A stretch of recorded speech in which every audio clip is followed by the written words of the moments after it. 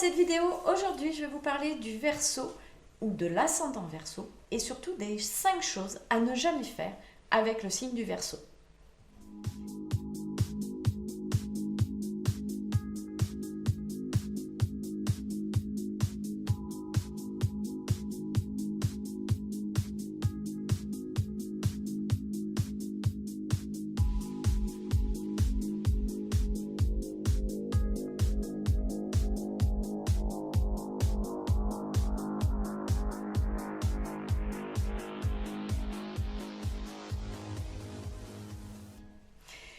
Alors dans cette vidéo, aujourd'hui, je vais vous parler du Verseau, des 5 choses à ne jamais faire avec un Verseau ou un ascendant Verseau. Je rappelle quand même que tout ceci ne sont que des généralités. Seule une étude complète de votre thème astral peut confirmer ou pas ces généralités. Alors le signe du Verseau, ce qu'il n'apprécie pas du tout, c'est d'être jugé et qu'on juge les autres. Il ne le fait pas et il ne supporte pas qu'on le fasse dans son entourage, parce que si vous le faites à propos des autres, vous êtes capable de le faire à son encontre. Donc du coup, c'est quelque chose qu'il ne supporte pas. Ne croyez pas forcément tout ce qu'il dit, le Verseau. Alors, c'est pas qu'un Verseau ment.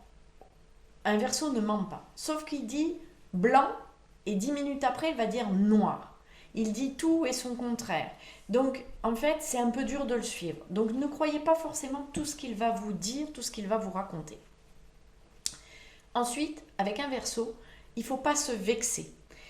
Pourquoi? Parce que le Verseau, en fait, n'est pas très à l'aise avec tout ce qui est sentiment, avec tout ce qui est de l'ordre de l'affectif, et il n'a pas forcément les bons mots. Et des fois, un Verseau peut être tranchant dans ce qu'il a à dire, et il va vous blesser, mais pas volontairement, en fait. Mais il ne sait pas faire. Il est un peu pâteau, en fait, quand il s'agit d'exprimer les sentiments, les ressentis, tout ce qui est en rapport avec l'amour, l'affectif. Il n'est pas à l'aise et donc du coup il ne sait pas très bien faire. C'est un peu un éléphant dans un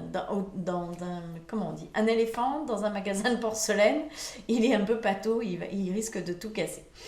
Ensuite, le Verseau, évitez de lui parler de projets futurs. Ne lui demandez pas ce qu'il fait dans 15 jours, dans 3 semaines. Le Verseau ne sait même pas ce qu'il va faire à la fin de la journée. Il a un agenda généralement qui est au jour le jour, voire à l'heure. En fait, il aime bien l'imprévu, il aime bien être adaptable, flexible, et il n'aime pas quand les choses sont prévues à l'avance, c'est rigide. Ça, c'est des choses qui stressent le Verseau. Ça lui met l'angoisse parce qu'il a besoin d'imprévu. Ensuite, le Verseau, ne soyez pas impatient avec un Verseau. Un Verseau, il aime la liberté, il n'aime pas les contraintes, et à un rendez-vous, sauf un rendez-vous très important qui va l'engager, comme un rendez-vous avec un banquier, un rendez-vous professionnel, là il sera à l'heure. Il sera même très à l'heure. Par contre, un rendez-vous avec des amis, soyez patient, il sera en retard. C'est clair et net. Il y a de fortes chances pour qu'il soit en retard. Parce que c'est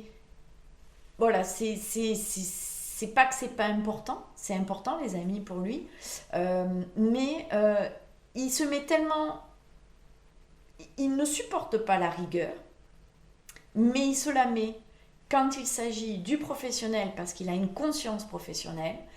Donc tout ce qui n'est pas professionnel, il laisse place à l'imprévu, à la nouveauté, aux choses qui arrivent spontanément sans qu'on s'y attende. Donc voilà. Donc je vais vous répéter les 5 choses à ne pas faire avec un Verseau. À ne pas faire, c'est d'être impatient, c'est de se vexer facilement, c'est de juger les autres, c'est de croire tout ce qu'il dit, et c'est aussi de lui faire demander de se projeter dans le futur. Le Verseau a beaucoup de mal avec ça.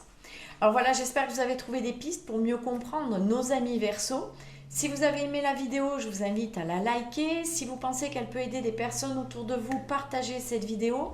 Pensez à vous abonner à ma chaîne pour recevoir toutes les prochaines vidéos que je vais publier, non seulement sur l'astrologie, mais aussi sur les relations de couple.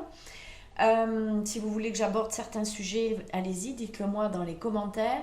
Et juste en dessous, vous avez 2 e-books que vous pouvez télécharger, que j'ai écrit récemment, concernant un qui s'appelle Comment vivre le grand amour selon son signe astrologique, et le second, c'est comment stimuler ses désirs et nourrir ses besoins affectifs selon son signe astrologique. Je vous souhaite une très belle journée, je vous retrouve à très bientôt pour vous parler du signe du poisson, des choses à faire avec un poisson et aussi des choses à ne pas faire avec un signe du poisson. À très bientôt, ciao!